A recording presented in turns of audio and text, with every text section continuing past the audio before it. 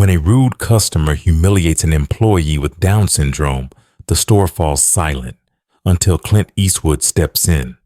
What he does next leaves everyone speechless. The streets of Denver, Colorado, lay blanketed in a thick layer of fresh snow, the afternoon sun casting long shadows over the city's bustling downtown. A crisp, biting wind swept through the sidewalks as pedestrians pulled their coats tighter, their breath forming small clouds in the icy air. Just a few blocks from the heart of the city stood Rocky Ridge Market, a family-owned supermarket that had served the community for over 3 decades. The large glass windows reflected the golden hues of the setting sun, while inside, the warmth of overhead lighting and the comforting scent of freshly baked bread greeted every customer who stepped through the doors. It was Saturday afternoon, and the store was alive with movement. Families filled their carts with groceries for the week. College students grabbed last-minute essentials, and elderly couples browsed the aisles at a leisurely pace. Shopping carts squeaked against the polished floors as cash registers beeped in steady rhythm, harmonizing with the faint hum of conversation and the occasional laughter of children. Despite the season's chill, the market was a hub of warmth and energy, a place where neighbors exchanged smiles, where employees recognized returning customers, and where the simple act of grocery shopping felt like a shared community experience. However, amidst the seemingly ordinary flow of the day, a storm was brewing, one that would shake the store's atmosphere in ways no one expected. At Register 5, a young employee named Daniel Brooks stood behind the counter, carefully bagging groceries with a quiet focus. Today was his first day on the job, and though nervous, he was determined to do well. His hands, though steady, worked slower than those of the other cashiers, his careful attention to detail sometimes causing a brief pause between customers. Most didn't mind, offering him kind smiles, but not everyone possessed such patience. Unbeknownst to Daniel, a woman had just entered the store, her fur-lined coat draped over her shoulders, her eyes sharp with impatience. Victoria Langley was in a rush, and she didn't believe in waiting, especially not for someone like Daniel. Within moments, the warmth of the store would turn ice cold, and an encounter that started at the checkout counter would become a lesson the entire market would never forget. At 23 years old, Daniel Brooks had faced more challenges than most people twice his age. Born with Down syndrome, he had spent his life proving that he was just as capable as anyone else. Raised by his widowed father, Frank Brooks, a retired Vietnam War veteran, Daniel grew up hearing stories of perseverance, courage, and the value of hard work. His father had always told him, "Son, strength isn't about how fast you move, it's about how steady you stand." Those words had shaped Daniel's outlook on life, teaching him to be patient with himself, even when the world wasn't. Today was an important milestone. His first day working at Rocky Ridge Market. He had spent the morning learning the register, organizing products, and mastering the art of bagging groceries. It was new, overwhelming, and exciting all at once. Though he worked at a slower pace than his co-workers, he took great pride in his attention to detail. Unlike the other cashiers who swiftly tossed items into bags, Daniel handled each product carefully, ensuring eggs were never crushed beneath cans and bread never ended up squashed. Some customers smiled, appreciating his thoroughness. Others barely noticed him at all. But then there were those who saw him and only one thing: different. Across the store, a pair of cold, impatient eyes had already landed on him. Victoria Langley was a woman used to getting her way. At 50 years old, she was a high-powered real estate executive with a schedule so tight that even a moment's delay felt like an insult to her time. She had built her career on ruthlessness, cutting through negotiations with precision and leaving no room for inefficiency. When she entered a store, she expected service to be quick, employees to be competent, and transactions to be seamless. She was not the type to tolerate delays, and as she watched Daniel work, her frustration began to bubble beneath her carefully polished exterior. Meanwhile, At the far end of the store, Clint Eastwood, dressed in a simple brown jacket and jeans, browsed a shelf lined with fresh produce. His sharp eyes scanned the room with quiet observation, taking in the market's energy. Though he hadn't planned on it, he was about to witness something unforgettable. Victoria Langley strode into Rocky Ridge Market, her heels clicking against the tiled floor as she pulled off her leather gloves with a sharp tug. The scent of cinnamon and fresh bread filled the store, but she barely noticed. She was on a mission. Get in, get out, and get on with her day. A bitter wind had delayed her earlier appointment, and now every passing second felt wasted. Her well-manicured fingers tightened around the handle of her shopping cart as she surveyed the checkout lines. Her sharp gaze landed on Register 5, where a young employee was bagging groceries at an agonizingly slow pace. Daniel Brooks stood behind the counter, carefully placing a carton of eggs into a bag, his movements deliberate, his brow slightly furrowed in concentration. He wanted to do a good job. He needed to do a good job. It was his first shift, and though his hands trembled slightly from nerves, he was determined to prove himself. The elderly woman in front of him, Mrs. Patterson, smiled warmly as he handed her change. "Take your time, dear. You're doing great," she assured him. Daniel's face lit up, his confidence lifting, until he heard the impatient sigh from the woman behind her. Victoria tapped her manicured nails against the handle of her cart, her irritation growing. Her time was valuable, more valuable than standing in a slow-moving line behind a cashier who, from her perspective, had no business being there. Her lips pursed as she muttered under her breath, just loud enough for the man beside her to hear, "Oh, perfect. Of course I picked the slow lane." The man shifted uncomfortably but said nothing. As Mrs. Patterson gathered her bags and shuffled away, Victoria stepped forward, exhaling dramatically. Daniel greeted her with a polite smile. "Good afternoon, ma'am. Did you find everything okay?" he asked, his voice calm but slightly unsure. Victoria didn't return the smile. Instead, she crossed her arms, tilted her head, and arched an eyebrow. "That depends. Are you going to take all day with my order too?" she asked coolly. Daniel's hands hesitated over the register, his shoulders tensed, his confidence wavering. Unbeknownst to both of them, a pair of watchful eyes had already taken notice of the brewing tension. Clint Eastwood, standing just a few aisles away, paused mid-selection of his oranges, his gaze shifting toward Register 5. Victoria Langley let out a sharp sigh, her fingers drumming against the edge of the conveyor belt as Daniel Brooks carefully scanned her first item, a carton of oat milk. The beeping of registers filled the air, yet to her, it all seemed unbearably slow. Each movement he made tested her patience, each pause only fueling her irritation. She glanced at her watch, then at the growing line behind her, as if expecting someone to share in her frustration. No one did. Instead, a few customers shifted uncomfortably, sensing the tension thickening around them. Daniel, unaware of the full weight of her glare, focused on the task at hand. He double-checked the price before placing the carton into a paper bag, handling it gently as if it were made of glass. To him, every detail mattered. But before he could reach for the next item, Victoria's exasperated voice sliced through the moment. "Oh, for heaven's sake!" she snapped, throwing her hands up. "Are you serious? We're not assembling a rocket here, sweetheart. It's groceries. Just scan, bag, and move on. How hard can that be?"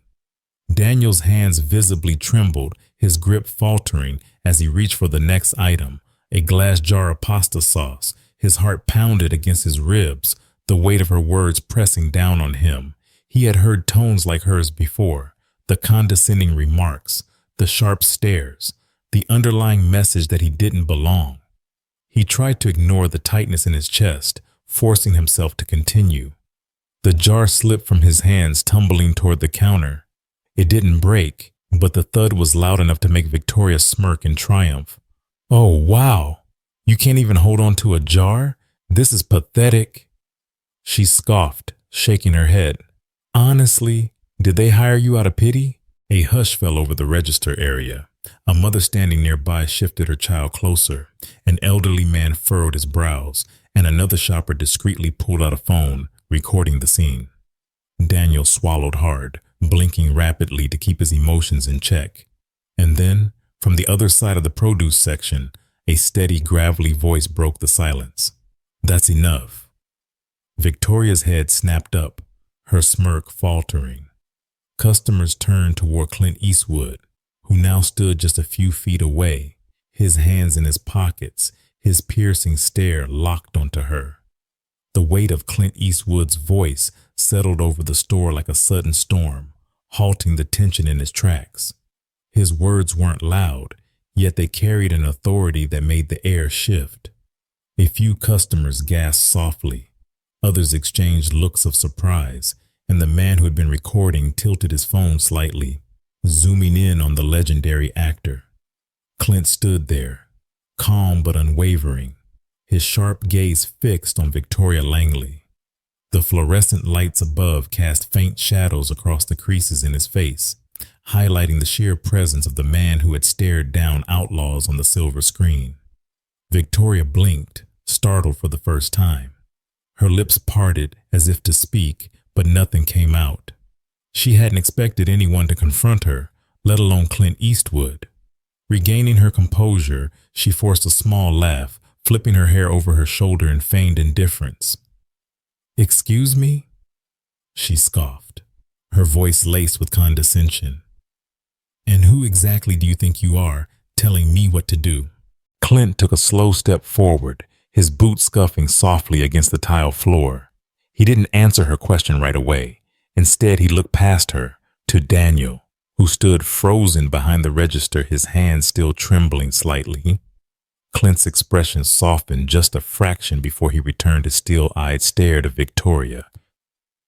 "I think you've said enough, ma'am," he said, his tone even but firm. "Ain't no reason to treat a man doing his job like he's beneath you." Da. A murmur spread through the line. A woman holding a shopping basket nodded in agreement. A middle-aged man near the freezers muttered, "Damn right." And the elderly gentleman behind Victoria cleared his throat pointedly. The atmosphere had shifted, and now it was Victoria who stood at the center of the unwanted attention. She scoffed, crossing her arms, but there was a new unease in her posture. "I have every right to expect decent service," she said, though the confidence in her voice wavered. Clint raised an eyebrow. "Lady, there's a difference between being in a hurry and being a bully." His voice wasn't harsh, but it held a finality that left no room for argument. The store had gone silent, every set of eyes now watching and waiting. The silence in Rocky Ridge Market was almost deafening. Every customer in line, every passing employee, and even the manager near the customer service desk had stopped what they were doing, their eyes locked onto the scene unfolding at Register 5. Victoria Langley's arrogance had finally met an immovable force. Clint Eastwood. The tension in the air was thick, like the calm before an impending storm, but Clint didn't rush. He simply stood there, his presence alone commanding the moment. Victoria, attempting to regain control of the situation, let out a forced, mocking chuckle. "So what? You think I should just stand here and let him waste my time? I don't have all day, old man." Her voice carried an edge of defiance, but her confidence had begun to waver. Clint exhaled slowly, shaking his head ever so slightly, his piercing gaze never leaving hers. "You don't get it, do you?" he said, his voice low, steady, unshakable. He took another step forward, and the space between them felt charged, like a standoff in one of his old westerns. "This young man," Clint gestured toward Daniel, "is doing something a lot of folks forget how to do, working hard, with respect, with patience." He tilted his head slightly. "Maybe you ought to try that sometime." A ripple of agreement passed through the crowd. A woman near the dairy section whispered to her husband, "He's right." The elderly man behind Victoria cleared his throat again, his disapproving stare now heavy with judgment. Daniel, still gripping the edge of the counter, swallowed hard, his heart pounding. No one had ever stood up for him like this before. His hands still trembled, but this time it wasn't from fear. It was from something different, relief. Victoria, sensing the shift, crossed her arms and scoffed. "Oh, please, this is ridiculous." But as she glanced around, she saw it. The looks, the eyes of the customers, no longer indifferent but filled with quiet condemnation. Clint sighed, his voice dropping just enough for only her to hear. "You're embarrassing yourself, ma'am." Victoria stiffened, her face flushing, and for the first time she realized she had already lost. A hush fell over the store, the only sound the faint hum of the overhead lights. Clint Eastwood stood firm, his piercing gaze locked onto Victoria Langley, who now found herself shifting uncomfortably under his stare. The confidence she had wielded so ruthlessly just moments ago was slipping, the weight of the situation pressing down on her. Around them, customers watched with bated breath, the energy in the room charged with something unspoken, a reckoning. Daniel Brooks, still standing behind the register, felt his pulse slow slightly. Though his hands remained clenched at his sides, he had spent his entire life hearing whispers, enduring judgmental glances, and pushing through condescending remarks. But no one had ever stepped in for him like this before. His father had always told him, "There will be people in this world who look down on you, son. You don't have to fight them, but you don't have to let them win either." He had never fully understood what that meant until now. Clint took another step forward, his presence alone demanding Victoria's full attention. His voice, calm but edged with a quiet intensity, cut through the air like a blade. "You know, lady, I have been around a long time," he said, his eyes never leaving hers. "And if there's one thing I've learned, it's that a person's character ain't measured by how fast they get through a checkout line. It's measured by how they treat the people who can't fight back." A murmur rippled through the crowd, a few heads nodding in agreement. Victoria's posture stiffened, her jaw clenching as she scanned the room, suddenly aware of just how many eyes were now on her. What had started as her moment of superiority had turned into something else entirely, an exposure of her cruelty, laid bare for everyone to see. She opened her mouth, perhaps to defend herself, but no words came. For the first time, in a long time, Victoria Langley had nothing to say. Clint finally turned back to Daniel, his expression softening. "You're doing a hell of a job, son," he said, giving the young man a firm nod. "Don't let anyone tell you otherwise." Daniel swallowed hard, his throat tight, but this time it wasn't from shame. It was from something else, something that felt a lot like hope. The silence was deafening. Victoria Langley, once so poised and dominant, now stood exposed and speechless, her carefully constructed superiority shattered under the weight of Clint Eastwood's word. Around her, customers watched, some with quiet satisfaction, others with disapproving glares. The tables had turned.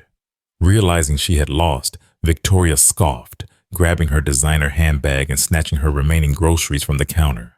Without another word, she turned on her heel, her expensive boots clicking sharply against the tile floor as she stormed toward the exit. Just before disappearing through the sliding doors, she glanced back as if expecting someone to come to her defense. No one did. A slow wave of applause spread through the store, starting softly, then growing louder. Some customers clapped, others simply nodded in approval. Daniel Brooks stood behind the counter, his chest rising and falling with measured breaths, his hands still trembling, but now it wasn't from fear. Clint Eastwood turned back to him, his voice steady, warm. "Keep going, son. You've got more grit than most." Daniel smiled, a real genuine smile. For the first time in a long time, he felt seen, not as different, but as enough. By the next morning, the entire world seemed to know what had happened at Rocky Ridge Market. The moment Clint Eastwood had stepped in to defend Daniel Brooks had been caught on camera by several customers, and within hours, the footage had gone viral. News outlets picked up the story. Social media exploded with hashtags like "Respect for Daniel" and "Kindness Matters," and millions of people praised Clint's unwavering stand against cruelty. The video showed everything: Victoria Langley's demeaning words, Daniel's quiet resilience, and Clint's powerful confrontation. Comment sections flooded with support, from parents of children with disabilities to everyday people who had witnessed or experienced similar discrimination. Meanwhile, at Rocky Ridge Market, Daniel walked into work with his head held higher than ever before. Something had changed, not just in the way others saw him, but in the way he saw himself. As he stepped behind the register, he was greeted with warm smiles from coworkers and encouraging words from customers. A middle-aged man placed his groceries on the counter and offered Daniel a firm handshake. "You're an inspiration, son," he said sincerely. An elderly woman squeezed his hand gently before paying, whispering, "You're braver than most people I know." Even those who had previously ignored him now looked at him with respect, not pity. For the first time, Daniel didn't feel like he had to prove himself. He simply belonged. Outside the market, Clint Eastwood stepped into the crisp morning air, his work done. He hadn't sought recognition, nor had he expected to become an internet sensation. For him, it was never about attention. It was about doing what was right. With one last glance at the store, he gave a faint nod before slipping his hands into his pockets and walking toward his truck. As the automatic doors slid shut behind him, Daniel smiled, repeating Clint's words in his head. "Keep going, son. You've got more grit than most." And this time, he truly believed it. In today's world, kindness and respect are more valuable than ever. The way we treat others, especially those who face challenges we may not understand, defines our character far more than success, status, or wealth. The story of Daniel Brooks serves as a powerful reminder that human worth isn't measured by speed, intelligence, or perfection, but by perseverance, heart, and the ability to rise above cruelty. Too often, people like Victoria Langley exist in our daily lives, those who belittle, rush, or judge without understanding the struggle someone else may be facing. But moments like Clint Eastwood's intervention show that one person's courage to stand up for what's right can change everything. Standing up for others doesn't require fame or power. It just takes a voice, a choice, and the willingness to say, "That's enough." Whether it's speaking up for a coworker, showing patience to a struggling cashier, or simply treating people with dignity, small acts of kindness create ripples that can turn into waves. In a world that moves fast, it's easy to ignore injustice, but the true test of character isn't how we treat the powerful, it's how we treat those who need our kindness the most.